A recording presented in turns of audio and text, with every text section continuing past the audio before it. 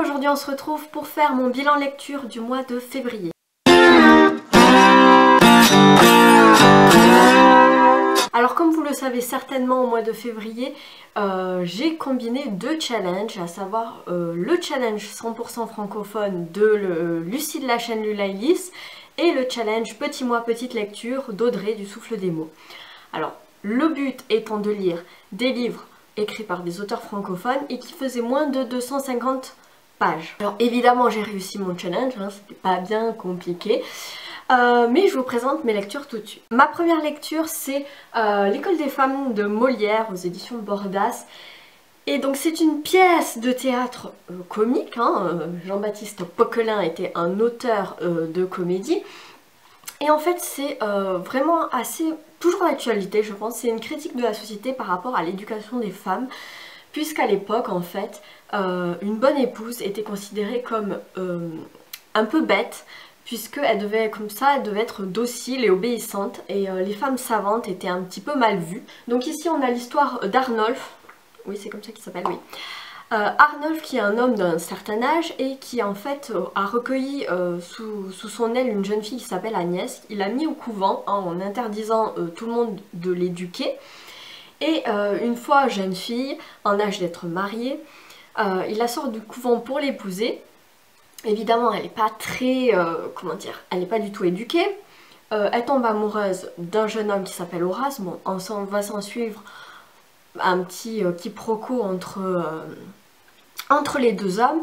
Mais le plus important c'est vraiment la critique du fait que une femme, pour être une bonne épouse, ne doit pas être éduquée. Assez féministe quand même comme pièce de théâtre, je pense que voilà, tout le monde devrait le lire.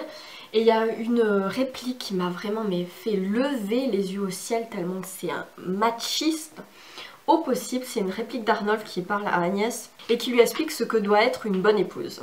Votre sexe n'est là que pour la dépendance, du côté de la barbe et la toute-puissance. Bien qu'on soit deux moitiés de la société, ces deux moitiés pourtant n'ont point d'égalité. L'une est moitié suprême et l'autre subalterne.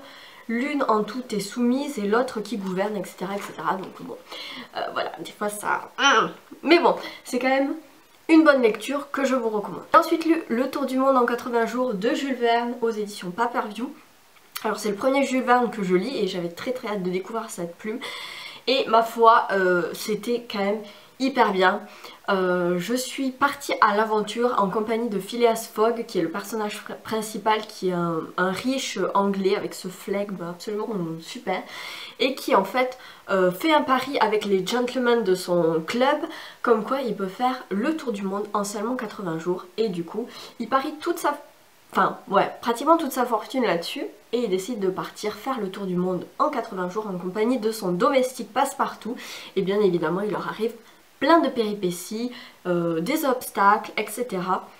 Alors va-t-il réussir à s'emparer ou pas, hein, je vous laisse le découvrir en lisant ce livre, mais vraiment, voilà, Jules Verne, ça se lit super bien, la plume est super fluide, et si vous avez envie de voyager, ben, je ne peux que vous le conseiller. J'ai lu La morte amoureuse, suivie d'une nuit de Cléopâtre de Théophile Gautier dans les éditions Librio Collection Littérature. Alors c'est deux nouvelles assez courtes, hein. La première, donc La morte amoureuse, revisite un petit peu le thème du vampirisme, et cette fois-ci c'est une femme qui est vampire et qui va essayer de séduire un moine. Voilà, Théophile Gautier écrit super bien, il a une super plume, mais c'est vrai que La morte amoureuse c'est pas une nouvelle qui va me rester en mémoire. Par contre, Une nuit de Cléopâtre, alors très descriptif, on se retrouve donc en Égypte à l'époque de Cléopâtre et des pharaons, etc. Donc beaucoup de descriptions du Nil, des pyramides, etc. etc. Et en fait c'est l'histoire d'un jeune homme qui fait partie de la plèbe, en fait, du bas peuple, et qui est fou amoureux de Cléopâtre, sa reine, sauf que bien évidemment elle ne le connaît pas, voilà, elle ne fréquente pas les gens du bas peuple. Et il va essayer de tout faire pour la rencontrer et se faire aimer d'elle. Et voilà, c'est vraiment... Enfin, la fin m'a bouleversée, vraiment, elle est... voilà, c'était quand même assez bouleversant. Et puis je trouve que quand même ça revisite un thème qui est toujours d'actualité, puisque voilà, il y a toujours des groupies fans d'idoles qui les suivent partout, etc. C'est un peu la même chose là-dedans. Donc voilà, c'est Théophile Gautier, c'est la première fois que je lis quelque chose de lui, et ma foi, j'ai très envie de poursuivre. Donc voilà. J'ai également lu Une vie de Maupassant aux éditions Paperview, et là, alors Maupassant, je le connaissais en tant que novelliste, j'avais lu Les Contes cruels et fantastiques que j'avais adoré et que je vous recommande au passage.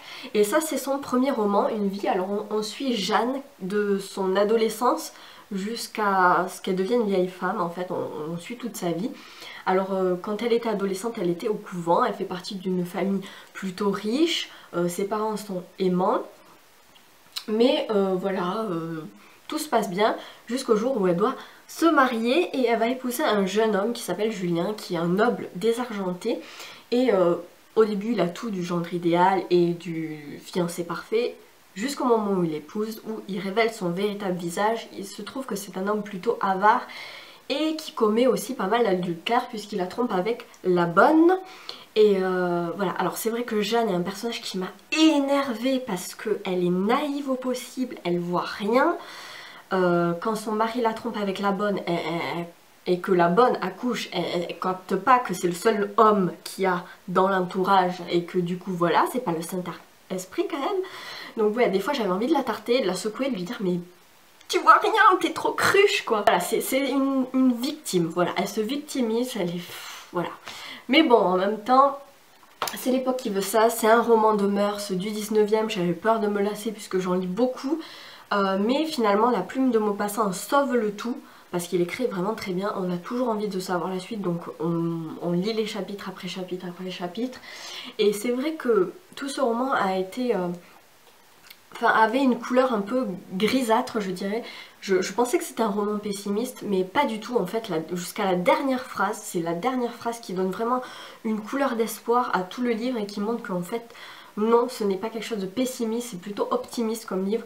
Et je m'y attendais pas, d'ailleurs ça m'a beaucoup émue cette dernière phrase là qui m'a surprise et qui m'a même tiré une larmichette.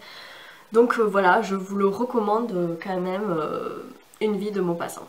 J'ai également lu une autre pièce de théâtre, Horace de Corneille aux éditions Bordas, et là on est dans la tragédie. Il y a bien évidemment le fameux dilemme cornélien, puisqu'en fait on se retrouve entre deux villes qui sont en guerre, à savoir Rome et Albe.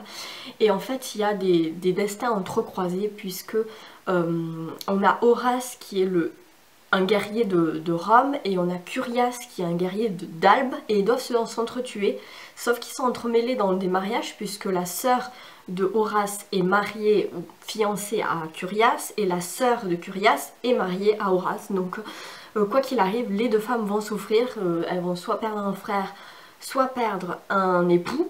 Donc voilà, c'est assez... voilà. C'est assez triste, évidemment, c'est de la tragédie. Tout ce qu'il y a de plus classique. Je pense qu'à l'époque de Corneille, ça a dû faire sensation, sauf qu'aujourd'hui, voilà, c'est une tragédie, tout ce qu'il y a de plus classique, voire banal, et ça va pas non plus emballer plus que ça. Et enfin, je termine rapidement avec Journal d'un vampire de Mathias Malzieu aux éditions Albin Michel. Et là, ça a été un énorme coup de cœur, mon troisième coup de cœur 2016. Là, ça démarre sur les chapeaux de roue là cette année. J'adore Mathias Malzieu, je l'avais découvert avec Maintenant qui fait tout le temps nu sur toi. J'avais eu un énorme coup de cœur pour La mécanique du cœur. J'avais un peu moins aimé Métamorphose en bord de ciel. Oui, Métamorphose en bord de ciel, que je trouvais qu'il insistait trop sur les métaphores, les comparaisons, il tirait un petit peu trop le fil de son style en fait. Sauf que là, j'ai aimé, dans celui-ci, retrouver le Mathias Malzieu que j'adorais, que j'ai découvert bien évidemment avec Dionysos, son groupe, et que je suis depuis des années, que j'adore. Enfin, je veux dire, l'album Monsters in Love a bercé mon adolescence.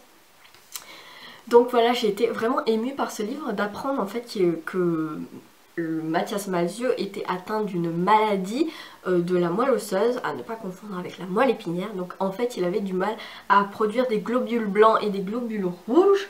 Du coup il était très faible, il avait le système immunitaire au plus bas, etc. Il était très anémié, impossible de coaguler lorsqu'il avait une hémorragie, etc. Donc voilà, c'est une histoire vraie, c'est autobiographique, ça raconte son combat contre cette maladie de 2013 à 2014 je crois, il me semble. Donc voilà, c'est au jour le jour. Et c'est des chapitres très très courts, ça se lit super vite, il y a toujours la plume de Mathias Malvieu avec cette poétique bien à lui. Voilà, j'ai adoré les nymphes-firmières, ou Damoclès aussi avec son épée de Damoclès, etc. C'est très beau. C'est un très bel hommage aussi aux infirmières, au personnel médical qui sauve les vies. Ce livre m'a tellement émue que j'ai du mal à en parler en fait. Je peux que vous le conseiller si vous ne l'avez pas lu. Voilà, très très belle découverte de ce début d'année. Je vous le recommande chaleureusement. Voilà, mon bilan lecture de mois de février est maintenant terminé. J'espère que ça vous a plu. N'hésitez pas à me dire ce que vous avez pensé de ces livres, si vous les avez lus ou pas, si ça vous donne envie. Et puis, qu'est-ce que vous avez lu vous aussi au mois de février? Peut-être ça me donnera des idées, qui sait. Si vous avez aussi des idées de vidéos que vous aimeriez voir sur la chaîne, n'hésitez pas à me le dire, tout ça en commentaire. En attendant, je vous souhaite de belles lectures et je vous dis à bientôt. Ciao!